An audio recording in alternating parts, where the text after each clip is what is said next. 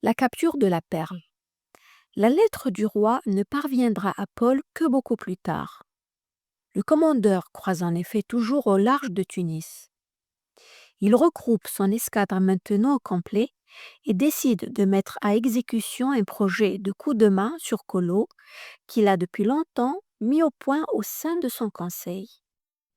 Il fait route vers le cap Bougaroun, mais le 20 juin, un coup de vent démate de leur grand mât et de leur beaupré le Mercure et le Soleil. Ces deux navires ont pourtant récemment été réparés après avoir subi la même avarie, de quoi mettre en doute la compétence des arsenaux. On réussit un dépannage de fortune sur le Soleil en le radoubant avec des jumelles. En revanche, faute de mâts de rechange disponibles en Sardaigne, le Mercure doit rallier Toulon. Le 7 juin, l'escadre de Paul retourne au cap Bougaroun pour mener son attaque contre Colo. La victoire signale un vaisseau turc qui longe la côte de près à l'est du cap de Fer. Paul manœuvre si bien son escadre que, le lendemain matin, le Barbaresque est encerclé dans la baie de Bonne. Le Soleil, commandé par Duquesne, est le premier à s'approcher du vaisseau turc. Sans espoir de sortir son navire de la nasse, le capitaine turc l'échoue sur la côte et s'enfuit avec son équipage. 5 esclaves chrétiens ont réussi à s'échapper dans une chaloupe. Ils abordent le Soleil et informent Duquesne qu'en s'enfuyant, les Turcs ont tout disposé pour faire sauter leur vaisseau. Une mèche a été allumée, mais elle est longue. En faisant vite, il est encore temps de sauver le navire. Le lieutenant de vaisseau de Beaulieu, le capitaine d'armes du Soleil et un canonnier se portent volontaires pour tenter l'opération. Ils sautent dans la chaloupe. « Sans écu à toi si tu réussis !» crie Duquesne au canonnier. « Allez et bon succès !» L'affaire est rondement menée. À bord, nos 3 hommes ne trouvent âme qui vive. Ils n'ont aucune difficulté pour balayer la traînée de poutres qui sert de mèche. Cette prouesse ne leur suffisant pas, ils débarquent faire le coup de feu contre les fuyards. Pour déséchouer le vaisseau turc, Duquesne se résout à jeter plusieurs de ses canons à la mer. L'opération réussit, on se félicite d'apprendre par les esclaves chrétiens que le navire capturé armé de 36 canons n'est autre que le vaisseau La Perle d'Alger. Le rapport officiel nous apprend que ce navire est commandé par un de ses plus fameux corsaires, nommé Trique, qui avait servi d'amiral, que ce même vaisseau avait combattu l'année dernière contre un de ceux du roi, nommé la Lune, et que c'était un des meilleurs voiliers de Barbarie. À titre de récompense, on donne à de Beaulieu le commandement de la Perle, qui bat désormais pavillon français. Cette prise de vaisseau amiral turc, prise qualifiée par le rapport de bonheur des âmes de notre grand monarque, est la première action que l'on peut dire d'éclat en cette époque où elles se font si rares. L'échec de Colo. Après ce succès, Paul donne l'ordre à Fricambo, capitaine du Jules, de se préparer à descendre à terre à Colo à la tête d'une troupe de mousquetaires du roi et de 240 marins pour tenter de capturer des esclaves. Un vent contraire se lève malencontreusement et pendant une semaine, la flotte doit tirer des bords au large du cap de Fer. Dans la nuit du 10 au 11 juin, le vent devenu enfin favorable, Paul réunit son conseil. Bien que tout effet de surprise ait maintenant disparu, les capitaines estiment que cela ne peut être un obstacle à l'opération. Paul, d'un avis pourtant contraire, se soumet et donne l'ordre du débarquement. C'est Pierre Certaine de Fricambo, le capitaine du Jules, qui commande la petite troupe embarquée sur les chaloupes de l'Hercule et du Jules. Le rapport officiel décrit l'opération.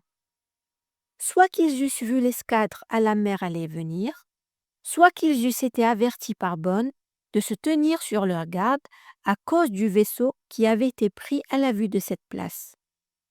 Lorsqu'on fut prêt à mettre pied à terre, on vit un bataillon de Turcs et morts bien armés sur le bord de la mer, duquel il y en eut quelques-uns qui se détachèrent pour venir escarmoucher avec nos gens, ce qui fit croire à monsieur de Fricambault que bien loin de pouvoir prendre des forçats, l'on courait risque de faire tuer trop des nôtres sans aucune utilité. Après avoir tenu avec bien de la peine un petit conseil avec les officiers qui se trouvaient là, l'on résolut d'attendre à une autre fois pour l'exécution de cette affaire et chacun se retira à son bord. Le rapport de Paul à Colbert donne une version moins glorieuse de cette lamentable tentative. Le 11 juin 1663, 2 heures avant le jour, écrit-il, Monsieur de Fricambault s'approche de la terre et au moment où il allait débarquer, quelques mousquetades ayant été tirées sur les chaloupes et un corps de barbaresque ayant été aperçu, on rebroussa chemin. Paul émet ensuite des doutes sur la véracité des déclarations de Fricambault. Il conteste son affirmation selon laquelle il n'aurait donné l'ordre du repli qu'après avoir reçu l'avis de tous les officiers. Il va plus loin encore et déclare: Comme il y a plusieurs autres qui disent n'avoir point vu de bataillon de barbaresques à terre, ni rien approchant de cela, si le roi veut savoir la vérité de la chose, Sa Majesté la pourra apprendre par les mousquetaires qui étaient tous dans la dite attaque, et elle pourra la savoir par la voix de monsieur de D'Artagnan, qui la saura par lettre de ses 10 mousquetaires. Cet épisode affligeant témoigne des relations difficiles qui règnent entre les marins. Il démontre l'impréparation manifeste des armées françaises pour effectuer un débarquement même de petite ampleur. Il révèle également la médiocrité du système de commandement de la marine. Pour chaque décision importante, l'amiral réunit un conseil dont il adopte presque systématiquement l'avis, même s'il est contraire au sien. Cette pratique s'explique non par la volonté de l'amiral de consulter ses subordonnés, elle n'est que le résultat de l'indépendance accordée aux capitaines des navires, parfaitement susceptibles, ils l'ont montré à maintes reprises, de désobéir aux ordres auxquels ils n'agréent point. Le combat du chevalier Paul contre 25 navires turcs. En juin, la Gazette de France mentionne que l'on a appris de Marseille que 18 vaisseaux d'Alger et de Tunis s'apprêtent à partir pour combattre le chevalier Paul. C'est effectivement à cette époque qu'Odo, biographe du chevalier Paul, situe un célèbre combat de son héros, seul contre 25 navires turcs, sous les ordres du capitaine Pacha de Tunis. Odo, le premier à citer cet épisode, en fait un récit épique. Il nous décrit comment l'Hercule, le navire de Paul, isolé par la tempête du reste de l'escadre, se trouve en face de 25 vaisseaux turcs. Comment il harangua son équipage, lui communiquant son ardeur et son courage, et faisant abnégation de la vie, prépara tout pour une résistance héroïque. Comment, par de subtiles manœuvres, il échappa au feu de l'ennemi, et comment la nuit, il réussit à s'enfuir grâce à la ruse, consistant à mettre une chaloupe à la mer avec un fanal allumé à l'extrémité de son mât, et à mettre le cap dans la direction opposée de celle de l'embarcation. Trempés par ce feu, les Turcs passèrent la nuit les yeux fixés sur la chaloupe, que, de loin, ils prirent pour le vaisseau du chevalier Paul. Ce ne fut qu'à la pointe du jour, et lorsqu'ils purent se rapprocher du navire faux, qu'ils s'aperçurent du stratagème dont ils étaient victimes, et voyant cette misérable barque, comprirent qu'ils étaient joués. Ce récit fut, par la suite et à plusieurs reprises, relaté par d'autres historiens. Tous se sont référés à Odo, où on reproduit presque l'identique son récit dont certains éléments sont pourtant assez peu vraisemblables. Il est particulièrement troublant qu'Odo n'ait pas cité ses sources. Toutes nos tentatives de retrouver des traces de ce fait d'armes dans un document de l'époque ont jusqu'à présent échoué. Comment expliquer que ni la relation officielle des campagnes de Paul en 1663, ni les rapports rédigés de la main du duc de Beaufort ne disent le moindre mot d'un exploit, d'autant plus remarquable qu'ils étaient bien rares à l'époque, alors que ces documents abondent de détails et citent la prise de la moindre barcasse turque. En attendant que l'on découvre une pièce originale qui vienne authentifier l'événement, nous serions tentés de croire qu'il ne s'agit que d'une belle légende habillée en récit historique parodaux, emportée une nouvelle fois par une admiration débordante pour son héros. Mythique, réelle ou retouchée, l'histoire n'en est pas moins belle et instructive. Elle nous aide à mieux percevoir la haute estime dont jouissait Paul et l'image qu'il avait auprès de ses contemporains. Symbole de la chrétienté triomphant de l'infidèle, il ne pouvait être vaincu par des barbaresques, même d'une force bien supérieure à la sienne. La vie des héros a enrichi l'histoire, et l'histoire a embelli les actions des héros, nous enseigne la Bruyère. Ainsi, je ne sais, ajoute-t-il, qui sont les plus redevables ou ceux qui ont écrit l'histoire à ceux qui leur ont fourni une si noble matière, ou ces grands hommes à leurs historiens. La campagne de l'escadre française se poursuit encore quelques semaines. On capture un petit vaisseau turc en fort mauvais état et une barque longue. On libère 2 malheureux chrétiens. On tue quelques morts. On en capture quelques autres. Les prisonniers apprennent aux marins français qu'à Alger, une terrible épidémie de peste a éclaté. Les esclaves chrétiens y meurent par milliers. Par ailleurs, les Turcs, constatant que l'escadre française continue depuis 4 mois à croiser sur leurs côtes, ont renforcé toutes les garnisons et ont consigné leurs navires dans les ports. Tout espoir de capture est désormais vain. Le 2 juillet, la première phase de la campagne est achevée.